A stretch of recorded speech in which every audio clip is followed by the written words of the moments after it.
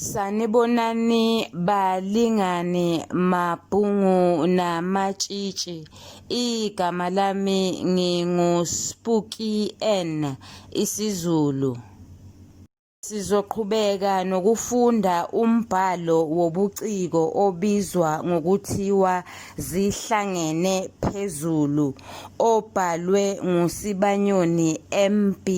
Sizoqhubeka lapho sagcina khona. Kufundeka ngalolu hlobo. Sekukaningi omakhelwane abasondelene naye bekhuza bemxwayisa ukuthi ngokushiya umyeni wakhe yedwa engazi nokuthi uyadla uvula umnyango okuzongena kuwona unyela lomoya okuyobanzima ukwakha iguma lokuwunqanda. uLetheni wayekushayisa ngoyaba lokho. Yiwona mvuzo wokungalaleli lona. Phela isala kutshelwa sibona ngomopho. Mangakhi amakhosikazi afisa ukuthola indoda elunge ngalendlela. Abafazi basemlovini ke bakhona yonke indawo. Babemangaliswe ukukhohlakala kukaNobesuthu. Odla udadewabo izithende liqwethule ligeze ngencokazi. Ekugcineni omakhelwane banqanqa amaphoyisa ukuthi amdedele uThuthukani ngoba lolu daba bazozama ukuluxazulula ngomoya omuhle. Phela lokhu okwenzeke lapha kwaNjiyela yinto eyiconsi lomkholongo. Kuyaqala kuyagcina futhi. Okunye okwenza amaphoyisa amdedele uThuthukani asibukisisa esihlaziya isimo salaba bantu ababili abaganeneyo. uThuthukani wayephile saka. Phela wayengabuthinti sanhlobo utshwala. Kepha umkakhe uLetheni wayedakwe kakhulu. Sekuhlangene nokuchiza ukotshi kuyena. Amaphoyisa aphumelela ukuqhathanisa, akwazi ukuphuma nesikhuni sivutha emanzini ageza izandla.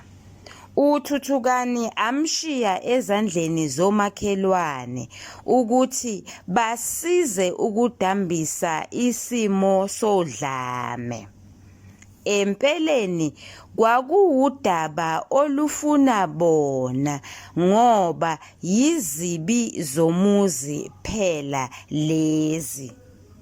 Cha, khululekani bafowethu, isimo sizosibheka ngeso lokhozi, kuchaza uMvunge Mqethuka. Ngaphambi kokuthi amaphoyisa ahambe, elinye lamaphoyisa lacela ukukhuluma naye eceleni uThuthukani. Lakwazi ukumnikeza iseluleko esinohlonze lathi, "Mfowethu unenkinga enkulu, ngiyakuzwela futhi nami ngiyazibonela," kusho uKaputeni Mzimela. "Ngiyezwa mfowethu," kuphendula uThuthukani.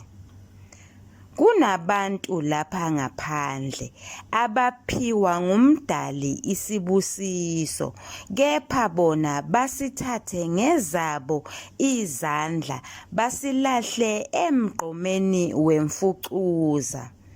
Yiyona-ke into engiyibona yenzeka kulo nkosikazi wakho. Ngiyezwa mnumzane kunanela uThuthukane. Bengicela ukuthi wehlise umoya. Izinto esikhathini sanamuhla kazisahambi njengakuqala. Lapho unkosikazi wawumbhula ngenduku okwamabele evunwa emasimini. Namuhla umthetho untinyelisa okukafezela, uyababa kla egcizelela uKapteni Mzimela. Ngiyezwa kahle kaputeni, ngiyabonga, kusho uThuthukane. Ngiyasibona isimo obhekene naso. Mhlawumbe nami bengizohlulwa yiyona intukuthelo, ngigcine ngokwenza into engaphezu kwalena wena obufuna ukuyenza, kuchaza uKaputeni Mzimela. Ngiyawuhlonipha umthetho kaputeni, kuphendula uThuthukane. Uyabona njiyela, amadoda amaningi azilungele njengawe, abhadla emajele, ezibhedlela amanye sihamba phezu kwawo.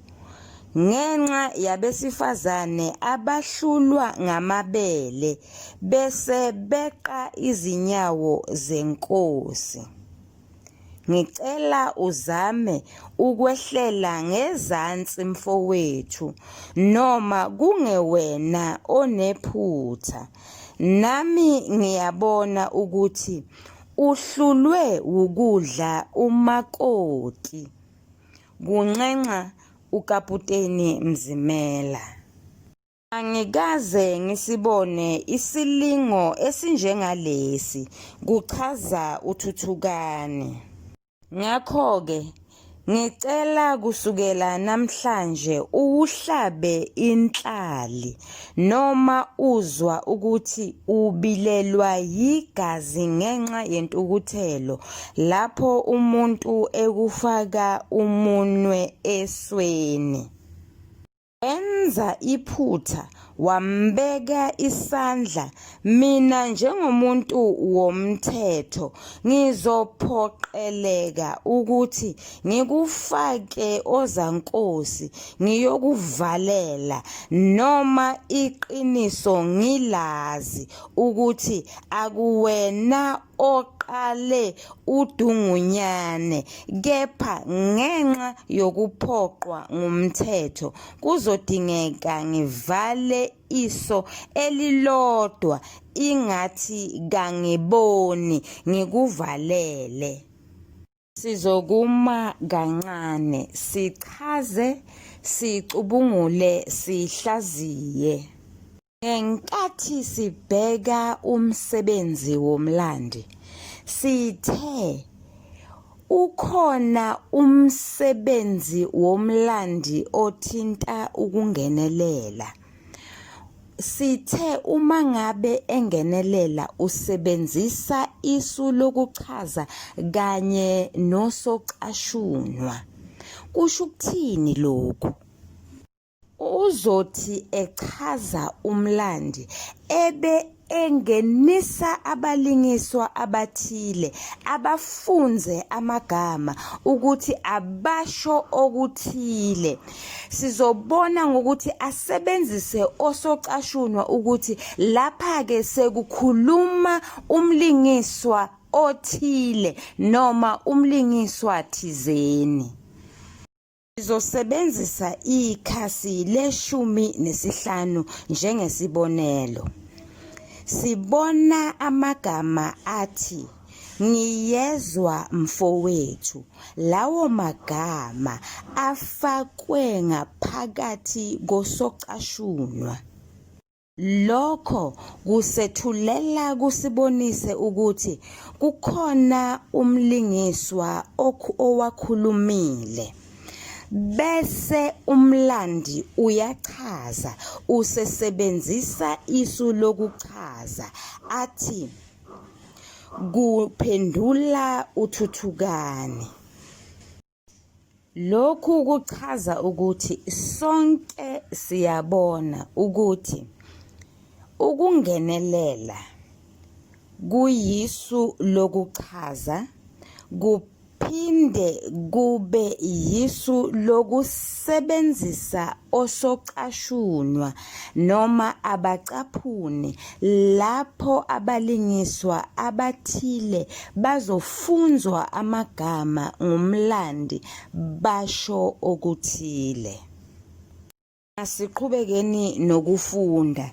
Uhulumeni-ke akahleki ngezigameko zokuhlukumezeka kwezingane nabantu besifazane.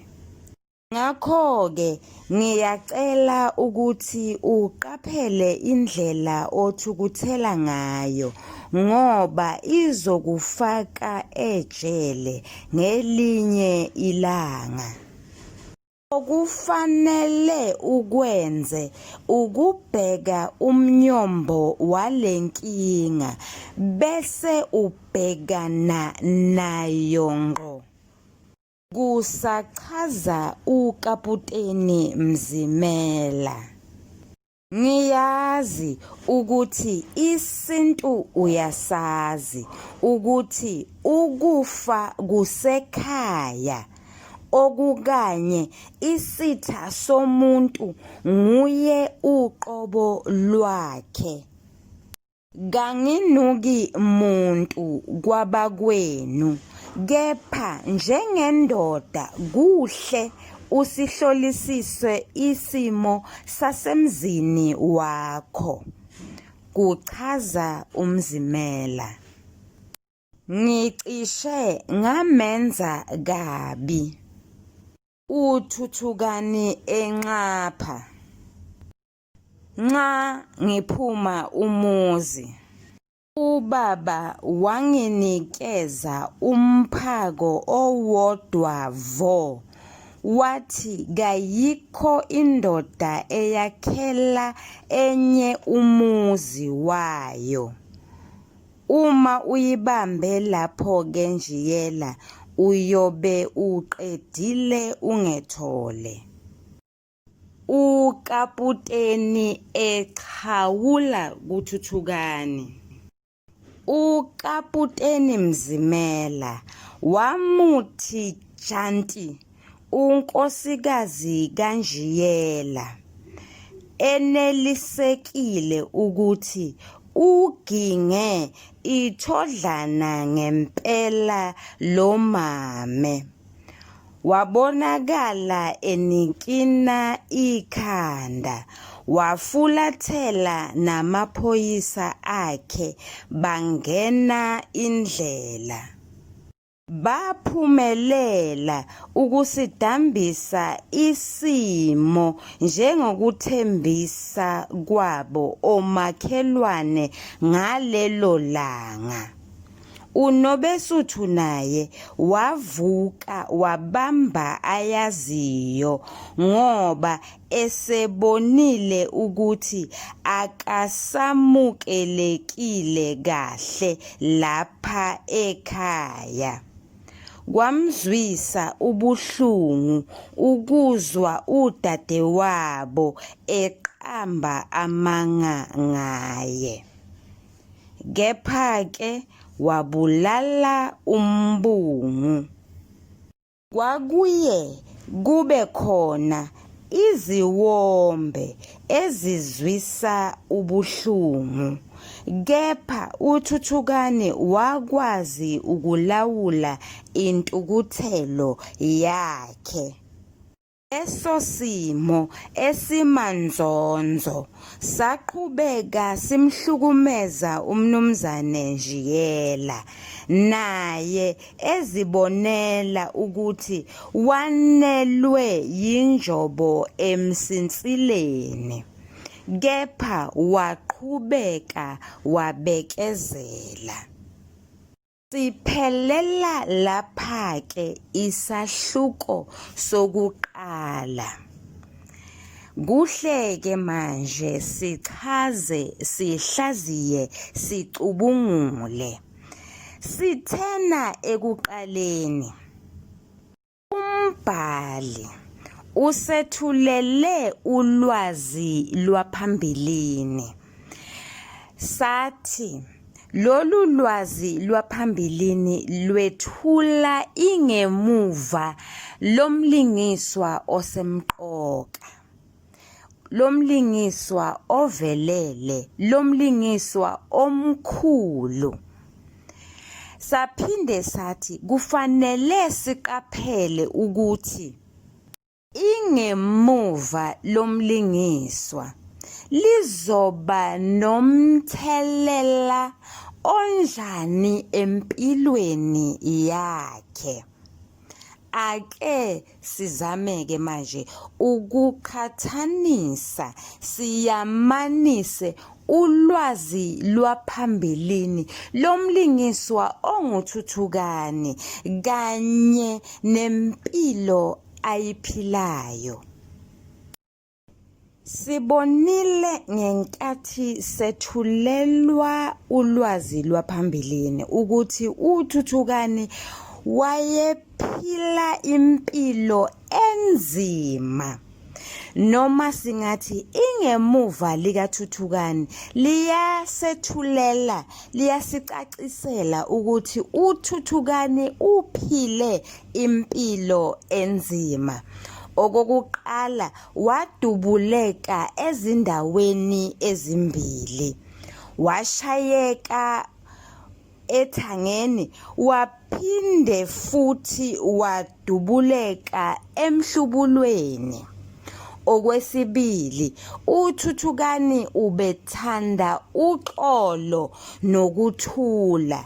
Lokho-ke kunomthelela empilweni ayiphila manje, nayo inzima. Manje usehlukunyezwa unkosikazi wakhe, akasahlukunyezwa ngamaphoyisa, akasahlukunyezwa ngamasotsha. Ehlukunyezwa ngamasotsha ekuqaleni, ehlukunyezwa ngamaphoyisa, wabekezela. Akashongo noma akacabanganga ukuthi ayekele ukuba yingxenye yabashokobezi. Namanje ehlukunyezwa unkosikazi wakhe, akashongo ukuthi lo nkosikazi lo udinga ukuthi manje ngifake isehlukaniso. Akusho mina, kusho umbhali. Ake ngiphinde ngifunde isigaba sokugcina ukufakazela lokho. Sifundeka ngalolu hlobo. Kwakuye kube khona iziwombe ezizwisa ubuhlungu. Kepha uThuthukani wakwazi ukulawula intukuthelo yakhe. Lesi simo esimanzonzo saqhubeka simhlukumeza umnumzane Njiyela, naye ezibonela ukuthi wanelwe yinjobo emsinsileni, kepha waqhubeka wabekezela. Khohlwa bafundi, singakhohlwa balingani. Sithe isixakaxaka yilapho izinkinga ziqhamuka kuwo onke amacala. Lezo nkinga azithinti kuphela umlingiswa osemqoka noma ovelele, nabanye abalingiswa. Sibonile uNobesuthu unenkinga yokuthi udadewabo umqambela amanga. Simbonile udadewabo kaNobesuthu uLetheni ukuthi unenkinga, usenendoda engasebenzi okufanele ukuthi ayondle. Siyawubona nomphakathi ekhasini le-12. Umphakathi uyakhononda. Abanye bathi uLetheni kade bemtshela engalaleli. Abanye bathi uNobesuthu angamudla kanjani udadewabo izithende. Singakhohlwa abafundi ukuthi namaphoyisa avezwa enenkinga. Siyambona angithi uKaputeni Mzimela. Siyambona ezama ukuthi ayale aqwashise umnumzane Njiyela. Ngiyema lapho. Sinenkomba, sinombuzo omude, sinophawu lokuhlaziya olubizwa ngokuthi umoya nengwijikhwebu. Umoya yisimo sabalingiswa. Sisuke sibheka ukuthi umbhali ubaveze bekusiphi isimo, bekhathazekile, bejabule, bekhala, behleka, bethukuthele, njalo njalo. Kanti ingwijikhwebu yilapho kwenzeka khona isigameko ebesingasilindele, ebesingasicabangile. Ekhasini le-11 sivezelwe isimo senhlalo kwaNjiyela. Umbhali uthi ngizofunda zonke izinto emzini wakwaNjiyela zazihamba kahle ngoba babethandana kakhulu kungamathe nolimi noLetheni umkakhe. Kwase kuphele iminyaka eyisikhombisa lo mshophi wokulahleka kwengane wenzeka. Kwase kungena isihlava esibi emzini wakwaNjiyela. Siyabona sonke isimo kwaNjiyela besisihle, bebambene ngezandla ezimhlophe, bethandana kakhulu. Umbhali aze asebenzise isimo sokukhuluma athi uThuthukani noLetheni bebengamathe nolimi.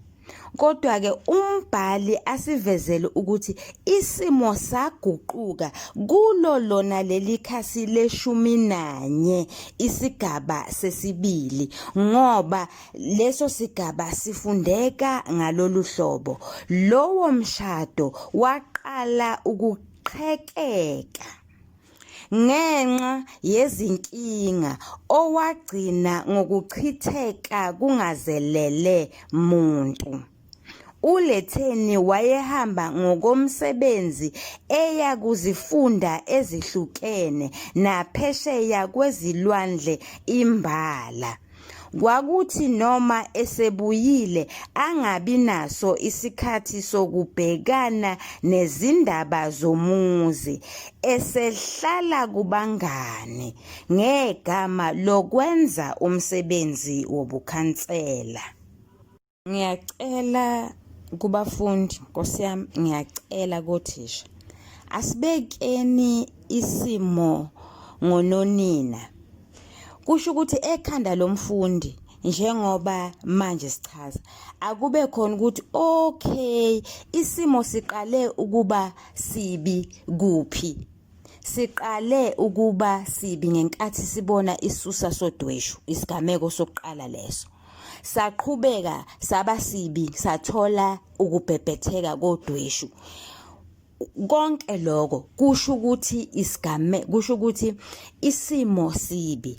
Saphinde sabona isixakaxaka lapho uThuthukani khona esekhipha isikhali esingumese egijimisa uLetheni. Isigameko sesithathu leso sabona uNobesuthu ebaleka, ephuma egijima, ebaleka eya komakhelwane omvunge. Isigameko sesine leso sabona umvunge eza kwamakhelwane wakhe, ethola umakhelwane ethule nje ethedu, ebona ngokuhefuzela kuphela ukuthi kunenkinga. Isigameko sesihlanu leso sezwa omakhelwane bekhuluma, bekhononda ngalesimo. Isigameko ngithe sesingaki, sesihlanu ngiyacabanga. Saphinde sabona iphoyisa manje, uKaputeni Mzimela. Isigameko sesithupha leso.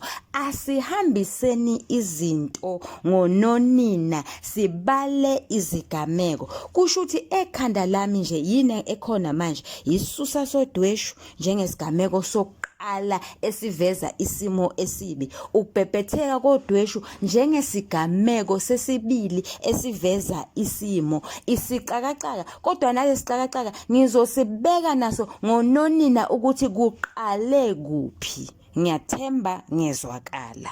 Ngiyabonga. Ake sibheke manje ingwijikhwebu.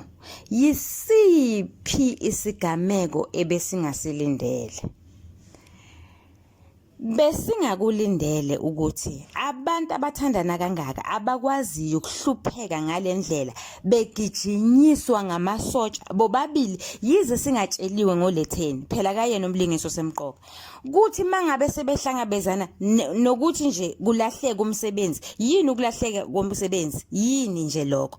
Bese uletheni uyaguquka. Lokho kuyingwijikhwebu. Besicabanga ukuthi njengomuntu okwaziyo ukuhlupheka, ehamba ebhaca emazweni, ehamba ehlupheka, phela siyazi ukuthi ithi ingahamba idle udaka. Asimazi lawo behamba khona ukuthi ubelale engadlile noma cha, kodwa-ke siyacabangela ukuthi bekwenzeka lokho. Usehlulwa nje manje ukuthi yena uyasebenza ondle umyeni wakhe. Lokho besingakulindele. Ngakho-ke lokho kuyingwijikhwebu.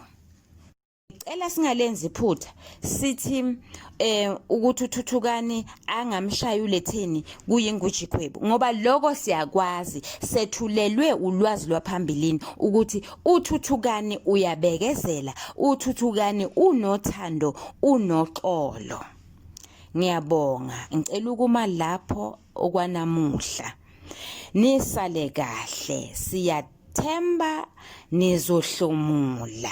Ungakhohlwa phela thisha, fundisa ubuzimbuzo babhale phansi ukuze bangakhohlwa. Nawe-ke futhi-ke mfundi, nawe mlingani, ungakhohlwa ukusubscribe kunamashaneli amathathu.